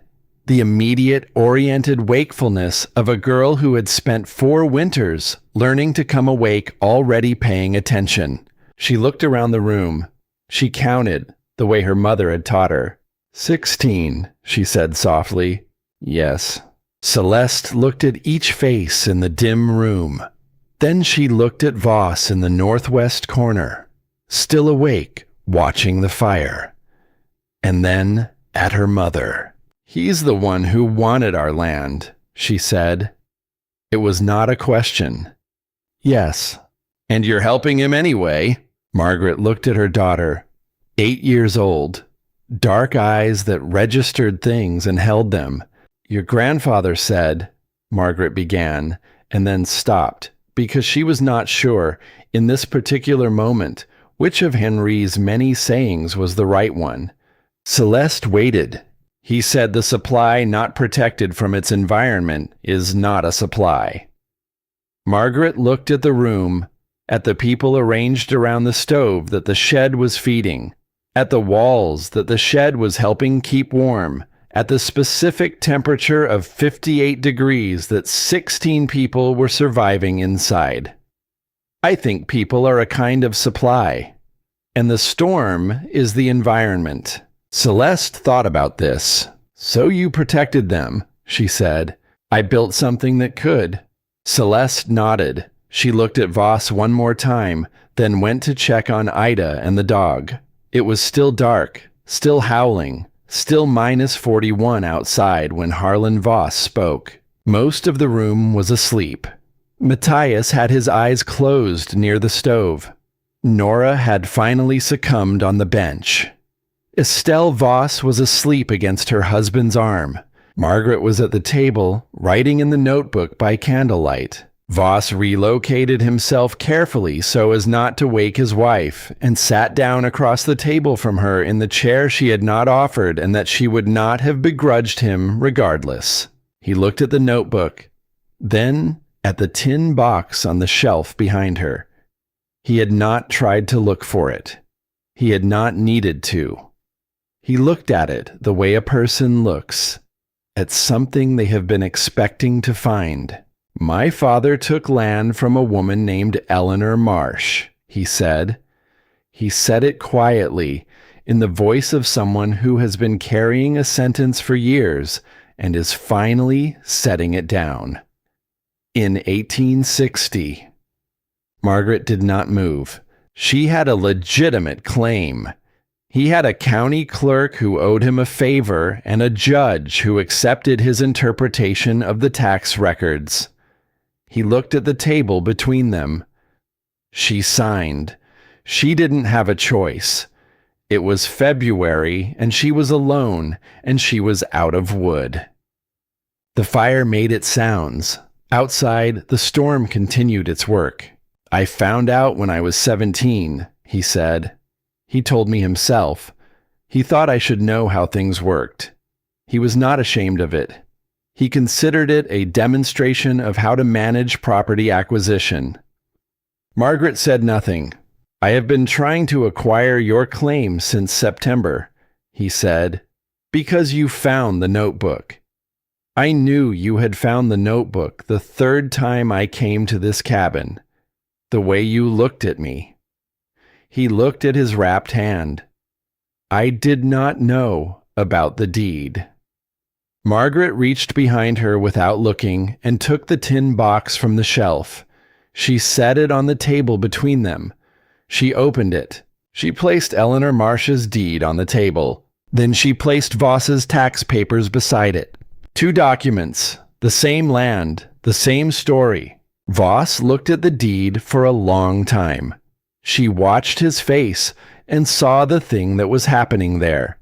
Not transformation, not the clean redemption of a man realizing the error of his ways. Something harder and more complicated. The reckoning of a person who has always known the truth and has spent years building structures to avoid having to act on it. "This changes the county hearing," he said. "Yes. If you file this at the district level." "I know. The 1860 acquisition was irregular. My father's estate." "I know what it means, Mr. Voss." He was quiet. "Then you know what has to happen," Margaret said. She said it the way her father would have said it. Not as a threat, and not as a plea. As a fact. The way a calculation was a fact. The way a temperature reading was a fact. Facts did not require drama. They only required acknowledgement. Voss looked at the deed. He looked at the room, at his sons asleep against the wall, at his wife's hand on his arm, at the people arranged around the stove in Margaret Renaud's cabin in the middle of the worst blizzard in 12 years, warm and alive because of what she had built and what she had opened her door to let in. He did not say anything more. He went back to his corner. Margaret put the documents back in the tin box and closed the lid. Storm, Night 2. Voss spoke. He has always known. Eleanor Marsh's deed is the mechanism. He will not take action against it. I believe this. I write it as a belief, not a certainty. The shed is still holding. Temperature 58. All 16 persons present and functional. Then below it, the line her father would have written, "The supply not protected from its environment is not a supply." She closed the notebook. Outside, the storm screamed on. Inside, Biscuit's tail moved once against the floor of the rope bed. A slow, contented sweep. The gesture of an animal that is warm and is with the people it has chosen and has no complaints about any of it. Ida's hand tightened in his fur. In the corner, Celeste had fallen back asleep. Her dark hair spread across the pillow the same way it always was, her breathing quiet, and even in the 58-degree room. The fire burned at the rate Margaret had set it. The shed stood in the howling dark and did its work. And sometime before the sky began its reluctant, incremental shift from black to the deep blue that preceded dawn, Celeste's fever, which had returned 2 days before the storm, the same fever as the one in January, the stubborn, recurring fever of a child who has spent too many nights in a cabin that was not warm enough, broke. Margaret felt it when she put her hand to her daughter's forehead at 5:43. The heat was gone. The skin was cool and damp and normal and alive. She sat on the edge of the rope bed and looked at her sleeping daughter and did not move for a long time. Matthias appeared behind her without sound, the way he had been appearing behind her all night, not intruding, simply present, filling the space beside her without demanding anything from it. His hand found hers in the dark. She let it stay. The storm ended on the morning of the third day, not gradually, not with the slow loosening of a grip that has been tightening for hours. It ended the way it had begun, suddenly, completely, as if something massive had simply moved on to somewhere else and left behind it the specific silence of a world that has been scoured down to its essentials. Margaret heard it first as an absence. The screaming stopped. She was at the table with the notebook open, writing the 6 o'clock temperature reading. -31, still brutal, but no longer moving. The mercury sitting still for the first time in 54 hours. When she realized the sound was gone. Not diminished. Gone. She put on her coat and boots and opened the door. The world outside was unrecognizable. The general store's east-facing sign was gone. 3 fence lines she could see from the cabin door were simply absent, the posts buried or broken. The elm tree at the north property edge had lost its 2 largest limbs, but the shed stood. It stood in the specific, unremarkable way of a thing that was built to stand, not triumphant, not dramatic, simply there. The north wall had a new drift banked against it. The clay chinking was intact. The boards had not separated. She went to the shed and opened the access and reached in and pressed a piece of birch from the middle layer against her cheek. Dry, completely, thoroughly, barn-stored dry. She held the piece of wood for a moment in the absolute silence of the post-storm morning, the air so still it seemed to have weight, the sky a pale and exhausted blue above the white. Then she went back inside to begin the work of the morning after. Webb was first to leave. He came to her while she was at the stove, heating water, and stood beside her for a moment without speaking. He reached into his coat pocket and produced a folded piece of paper and set it on the shelf beside the stove. "That's a credit note," he said. "Good at the store, for whatever you need, for as long as you need it. There's no limit on it." She looked at him. "I told people the wrong thing," he said. He did not elaborate. He did not need to. "I have a lot of wood at the store. Cut last September, stored dry under the east eave. I'll have—" He stopped. Something changed in his face. A sudden absence, the specific blankness of a man remembering something he has been not thinking about since he arrived. "Decker," he said. Margaret set down the ladle. She had been not thinking about it too. The young farmhand, 19 years old, the one who had laughed the loudest at the general store, who had said the widow's scared of clouds with the particular carelessness of someone who has not yet learned that carelessness has consequences.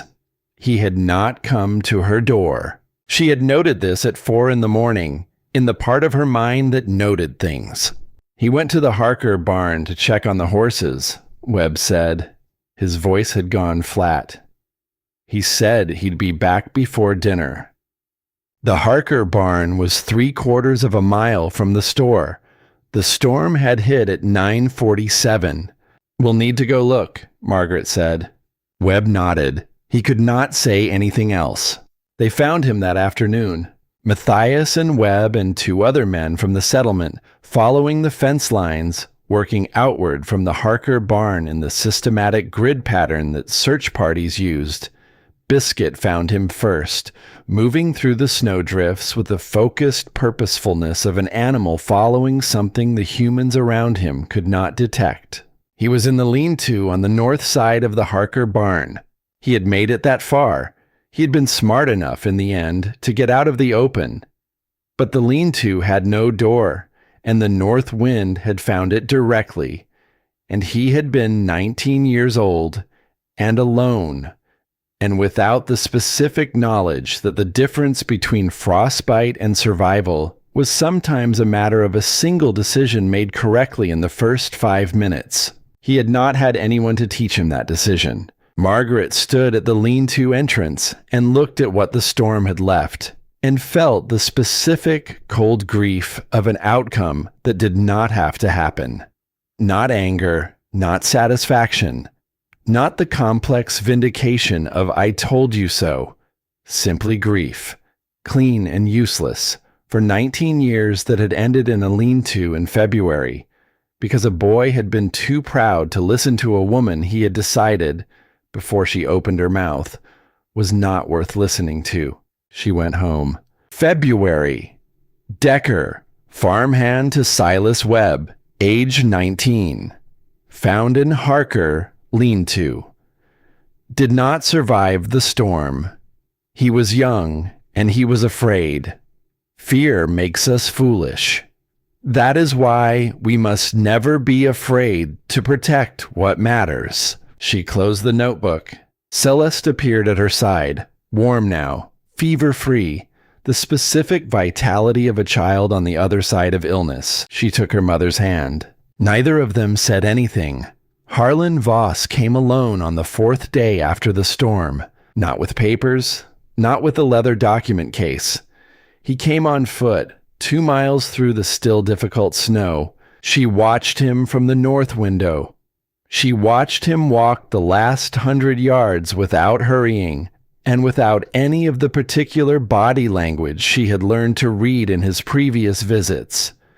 The deliberate placement of himself, the small territorial adjustments of a man accustomed to occupying more space than he needed. He knocked. She opened the door. He held out a folded document. She took it and read it. 2 pages in the precise legal hand of a county clerk. The first page was a withdrawal of the tax assessment claim against Margaret Renaud's property, signed by Voss and countersigned by the county clerk. The second page was a quitclaim deed, the legal mechanism by which a party surrenders any claim to a property, applying to the same section, township, and range as Eleanor Marsh's original deed. Both claims cleared. She looked up at him. He was not looking at her directly. He was looking at the shed, visible over her shoulder through the open door. "The district land office will receive a letter from me," he said, "acknowledging the irregularities in the 1860 acquisition. There will be consequences for my father's estate. I accept that." "Why?" she said. He looked at her then.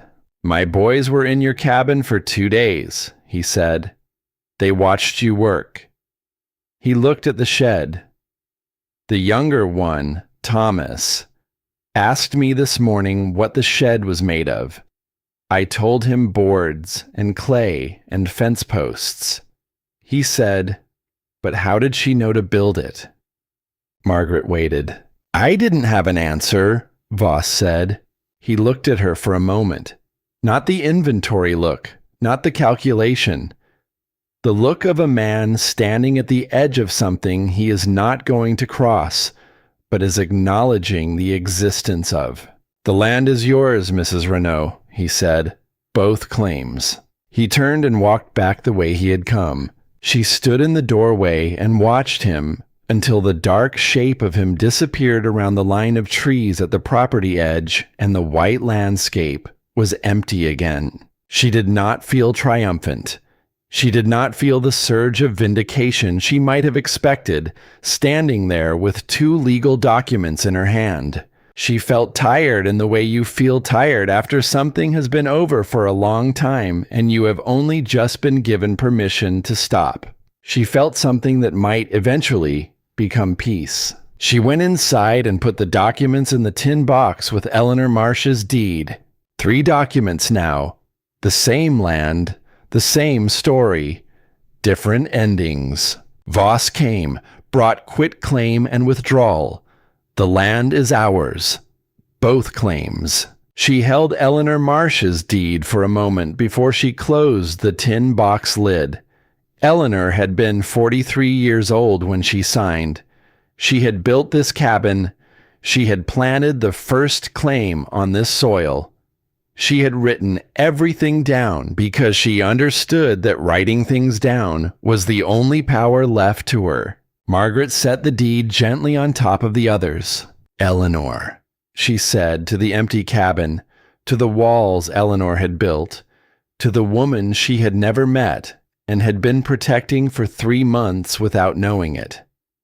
I found it. I kept it. The land is still here. And so is your name. She closed the lid. Reverend Creed preached the following Sunday on the text from Proverbs. Pride goes before destruction, and a haughty spirit before a fall. He did not mention Margaret Renaud by name. He did not need to. He stood at the pulpit with his right hand wrapped in clean flannel, and he preached about the sin of certainty, the particular arrogance of believing that your own assessment of a situation supersedes the evidence in front of you. He did not look at her during the sermon.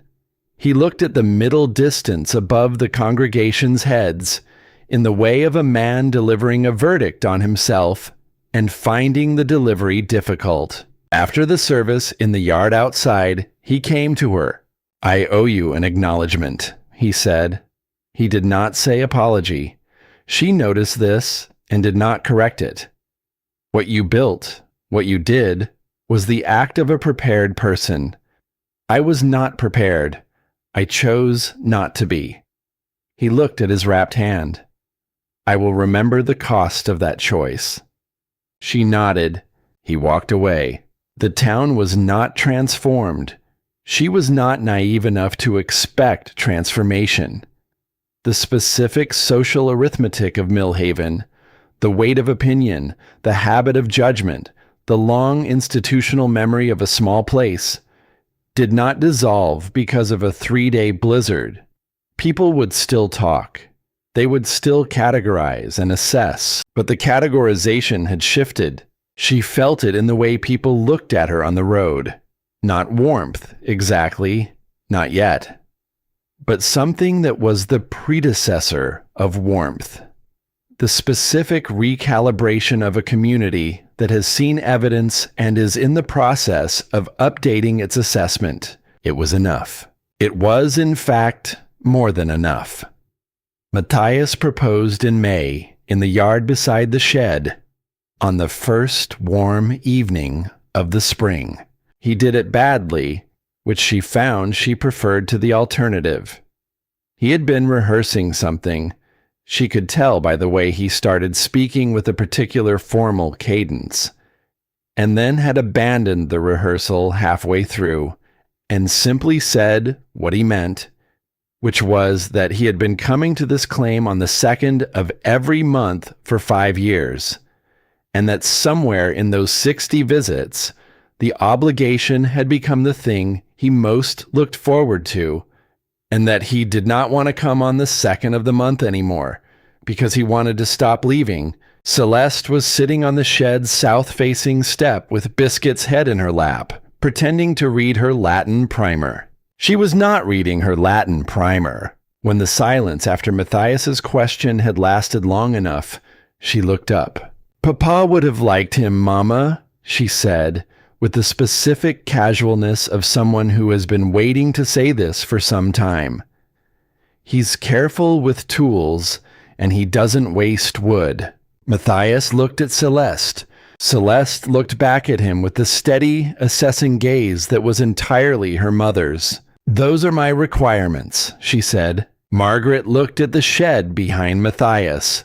Standing in the May light, the boards weathered from the winter, the clay chinking intact, the north wall's single-course boards already showing her the places she would need to address before October.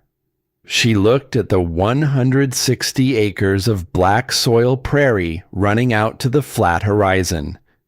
She looked at the tin box on the shelf inside with its 3 documents and its closed history. She looked at Matthias. Yes, she said. They were married in the cabin in May, with Celeste standing as witness and Nora Halstead providing a cake she described as having been made from supplies on hand, which was to say a cake that reflected the late winter state of most Minnesota Territory pantries, but that was eaten with complete sincerity by everyone present. Ida was there too, sitting beside Nora, holding Biscuit's collar with one hand and a piece of cake with the other. She had been speaking since the storm, not constantly, not easily, but speaking. Sentences that arrived slowly and carefully, like a person learning to walk again on ground they were not yet sure would hold them. She had told Margaret, the week after the blizzard, in the particular directness of a child who has learned not to waste words. "Thank you for the dog." Margaret had said, "Thank you for coming back." Ida had considered this for a moment, then nodded as if they had concluded a transaction of equivalent weight. The Millhaven spring was the kind of spring that Minnesota Territory produced after a hard winter. Extravagant, almost aggressive in its green. The prairie coming back with the specific determination of something that has been suppressed and is making up for lost time. The birds were riotous. The creek ran high and fast.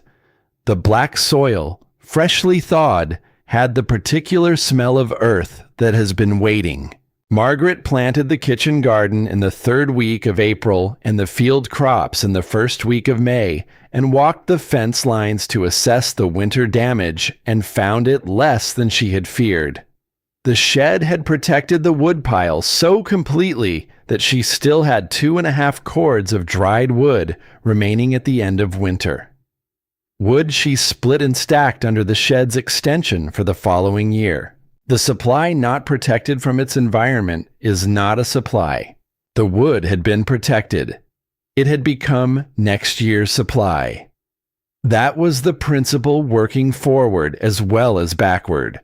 Not just surviving the crisis, but using the crisis to prepare for the next one. She wrote this in the notebook and showed it to Matthias, who read it and said nothing for a moment and then said, "Your father would have said that too." "He did say it," she said. "I just wasn't ready to hear all of it yet." The shed received its name that summer, in the informal way that things receive names in small communities. Not by declaration, but by usage, by the slow accumulation of references until the reference becomes the name. People started calling it the Renaud cache when they were explaining Margaret's system to their neighbors, and the name stayed because it was accurate, and because accuracy in a name is the thing that makes a name last. 15 years later, in the autumn of 1883, Margaret Renaud sat on the porch of the cabin she had lived in for 20 years and watched her granddaughter Matilda, 5 years old, Celeste's daughter, with Celeste's dark hair and Matthias's uncomplicated fearlessness, chase Biscuit's successor across the yard.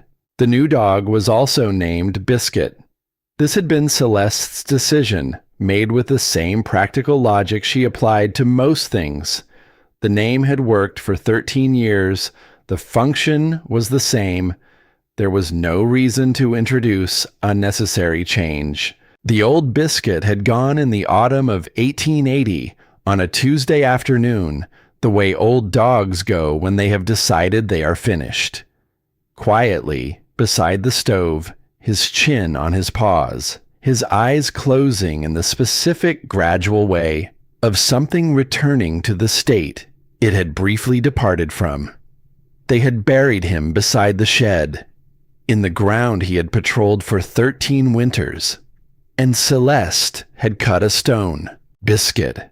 He kept us warm when nothing else could. 1867 to 1880. The Renaud cache stood at the north wall of the cabin, larger now than Margaret had built it. She had added the full 6-foot depth the following October, and Matthias had doubled the north wallboards that same fall. The structure had expanded over the years to accommodate a larger woodpile and a secondary storage section for seed grain that had performed in 3 hard winters exactly as the cache principle predicted it would. Celeste had taught school in Millhaven now. She had been teaching for 8 years, and what she taught was not only reading and arithmetic. She taught in the practical sessions she held on Saturday mornings for the women and older girls of the settlement, the things her mother had taught her, the cache principle, the cheek test, the specific reasoning that said a supply not protected from its environment was a problem waiting to happen. 6 women in the settlement had built their own winter storage structures using the Renaud cache design.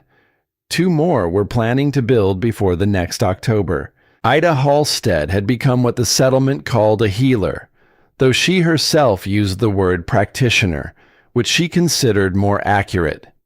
She was 21 now, and she had been studying with a doctor in the next settlement for 2 years, and she had a quiet, complete competence with the practical management of cold weather injuries that she attributed, when people asked, to a woman who had showed her what careful preparation looked like, and a dog who had given her back her voice. She still visited the cabin every few weeks. She still, every time, spent a few minutes with Biscuit, the new one, in the specific, unhurried way of someone paying a debt they will never consider fully paid.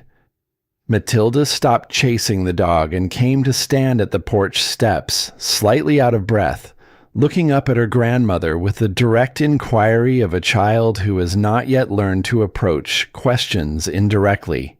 "Did you really build that in one day, Grandma?" She pointed at the shed.